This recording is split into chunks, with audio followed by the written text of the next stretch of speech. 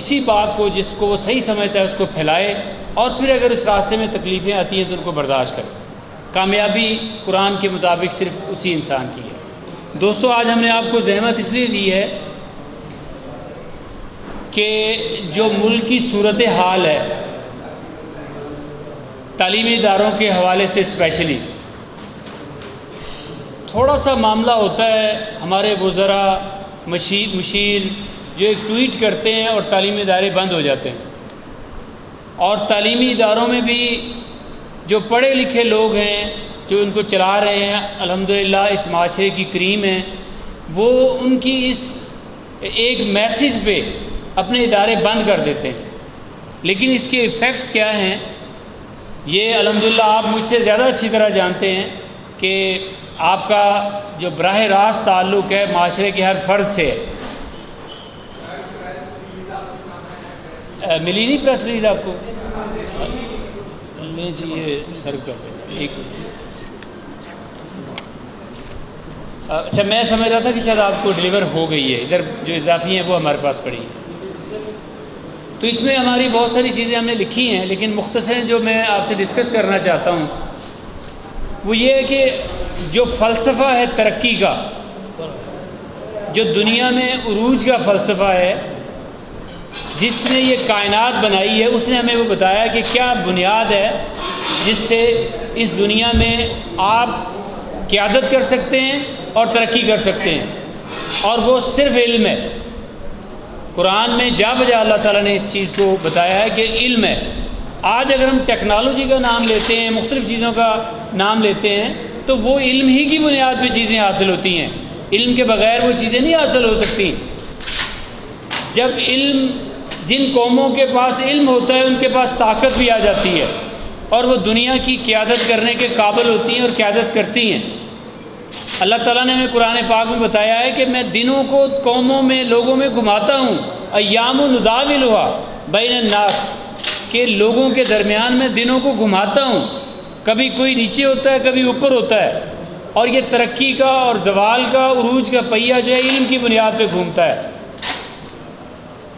اس وقت جو پارٹی برسر اقتدار ہے، پارٹی پر تنقید مقصد نہیں ہے، لیکن یاد دلانا مقصد ہے کہ اس پارٹی نے تو یہ اعلان کیا تھا کہ تعلیم کو جنگی بنیادوں پر تعلیم کے مسئلے کو حل کیا جائے گا، اور یونیورسٹیاں کھولی جائیں گی، اور جو ہمارے طلباء ہیں ان کو باہر جانے کی ضرورت نہیں پڑے گی، علم یہاں آ جائے گا، اور ایسی ترقی ہوگی۔ دودھ اور شہد کی نہریں بہا دی گئی تھی پہلے، اور اب تعلیمی ادارے نئے کیا بنانے تھے؟ آپ جانتے ہیں کہ نئے کتنے تعلیمی ادارے انہوں نے بنائے ہیں۔ جو تعلیمی ادارے پہلے تھے وہ بھی بند ہو رہے ہیں۔ آپ کی انفارمیشن کے لیے میں آپ کو بتاؤں کہ لاکھوں پرائیویٹ ادارے پاکستان کے اندر ہیں، اور 10,000 ادارے یہ 1.5 سال کے اندر بند ہو چکے ہیں۔ 10,000 ادارے، اب 10,000 میں آپ حساب لگائیں کہ کتنے طلباء علم حاصل کر رہے تھے، جو اپنی علم کی پیاس بجھا رہے تھے، اور ترقی کے خواب جن کو نظر آ رہے تھے کہ ہم پڑھیں گے اور کچھ بنیں گے، وہ ان بچوں کا کیا مستقبل بنا؟ کیا ہوگا ان بچوں کا؟ وہ ہمارے اور آپ کے اور اس معاشرے کے جو مڈل اور اس سے کم طبقے کے لوگ ہیں انہی کے بچے ہیں۔ اور اس کے علاوہ یہ تو میں آپ کو پرائیویٹ سیکٹر کی بتا رہا تھا، اگر میں پبلک سیکٹر کی صورتحال بتاؤں تو آپ شاید حیران رہ جائیں۔ اور بہت سارے جو ہمارے یہاں اسکولوں کے سربراہان بیٹھے ہیں وہ بھی اس بات کی گواہی دیں گے۔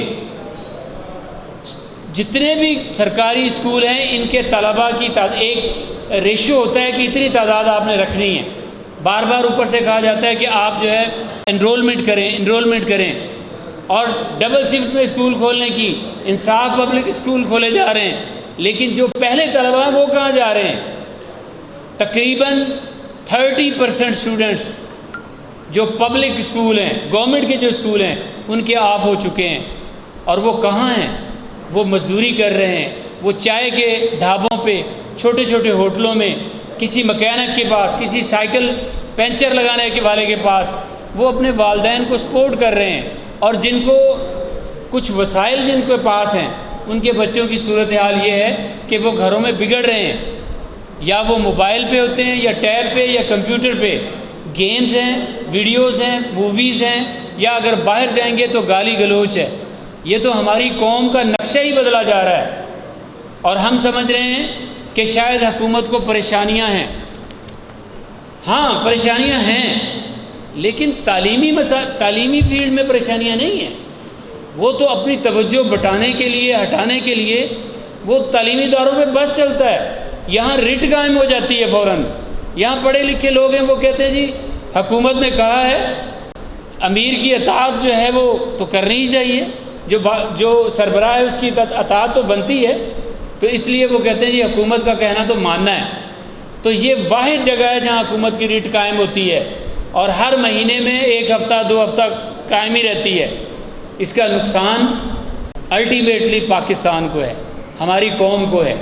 اس نقصان کو، اس کے ساتھ، اس سلسلے کے ساتھ کتنے لوگ وابستہ ہیں اسکولوں کے ساتھ، کتابوں والے، پبلشرز، اور جناب رکشوں والے، گاڑیوں والے، پھر اس کے علاوہ کینٹینز والے، پھر اس کے علاوہ جو ورکر ہیں، سویپرز ہیں، وہ یعنی ان کی یقین کریں کہ گھر کا جو سلسلہ ہے وہ بند ہو چکا ہے لوگوں کا، اور مہنگائی جو ہے وہ اپنے عروج پر ہے۔ تو ایسے میں پھر تعلیم پر توجہ نہیں نہ جاتی۔ جس کا جو غریب ہے بیچارہ، گھر کا چولہا نہیں چل رہا، تو وہ یہ سوچتا ہے کہ پھر میں اپنے بچے کو کوئی کام سکھاؤں۔ وہ بچہ جو ہے کچھ 1000-2000 ہفتے کا کما کے لائے گا، اور جو اسکول مالکان ہیں وہ بھی سوچتے ہیں کہ جی اب ₹1,00,000 کرایہ دینا ہے، ٹیچرز کو تنخواہیں دینی ہیں، بجلی کے بل ہیں، وہ کیسے پورے ہوں گے؟ جو بچے اسکولز میں نہیں آ رہے وہ کیسے جو ہے اپنی ڈیوز جمع کروائیں گے، کیسی اپنی فیس جمع کروائیں گے؟ ظاہری بات ہے سلسلہ چلے گا تو کامٹیاں نہیں ہو رہی، سارے معاملات ہو رہے ہیں۔ اگر نہیں ہو رہے تو صرف تعلیمی اداروں میں تعلیم کا سلسلہ نہیں ہو رہا۔ زیادہ SOPs کا خیال صرف تعلیمی اداروں میں رکھا جاتا ہے۔ ہمارے ذمہ داران جو یعنی ان رولز پہ جو گورنمنٹ نے کہا تھا 100% اگر عمل کیا ہے تو صرف تعلیمی ادارے جو ہے وہ SOPs کا خیال رکھنے کے باوجود آپ ان کو بند کرنے پہ تلے ہوئے ہیں۔ یہ جو بچے جن کا 1-2 سال ضائع ہو گیا، یہ کبھی پورا نہیں ہوگا۔ جو کوئی غلط قدم نہیں اٹھائیں گے، لیکن راست قدم اقدام اٹھانا ہمارا حق ہے، اور انشاءاللہ اس کے لیے ہم بیدار ہیں، ہمارے ذمہ داران بیدار ہیں۔ الحمدللہ اس وقت میرے ساتھ نافع کے ڈپٹی ڈائریکٹر صاحبان اور الائیڈ چین کے ذمہ داران، دی ارکم کے ذمہ داران، دار ارکم کے ذمہ داران موجود ہیں۔ یہاں جو اسٹیج پہ بھی بیٹھے ہیں تو یہ بھی الحمدللہ دار ارکم کی چین، دی ارکم، الائیڈز جو مالکان ہیں وہ ان سے ہماری رابطہ ہے، وہ اس بات پہ ایگری ہیں کہ یہ قوم کا نقصان ہے، اس نقصان میں ہم سب آپ کے ساتھ ہیں۔ نافع الحمدللہ پورے پاکستان میں بیدار ہے، چوکس ہے، اور یہ چاہ رہی ہے کہ یہ سلسلہ 9 تاریخ کی جو میٹنگ ہونی ہے اس کے بعد آگے نہ بڑھے۔ 11 تک ڈیٹ دی ہے، اس کے بعد پرولانگ نہ کریں، بچوں کا تعلیمی سلسلہ کنٹینیو ہو تاکہ جو نقصان ہو رہا ہے اس کو روکا جا سکے۔ 8 ستمبر کے حوالے سے میں نے بات کی، تو 8 ستمبر بڑا اہم دن ہے اردو کے نفاذ کے حوالے سے۔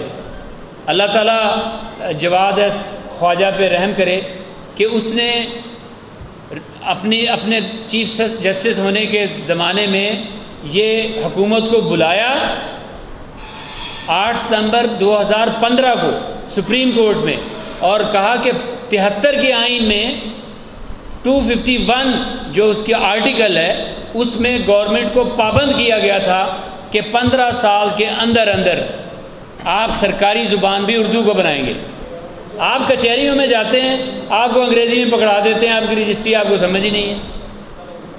پڑھی لکھی جتنی ہماری قوم ہے وہ تو ہے، ہم بھی یہ مطالبہ کرتے ہیں کہ 15 سال گزر گئے، پھر جواد ایس خواجہ نے ورڈکٹ دیا کہ 90 دن کے اندر 251 آرٹیکل کے تحت 90 دن کے اندر جو ہے آپ سرکاری زبان اردو کو بنائیں، انگلش کو ختم کریں۔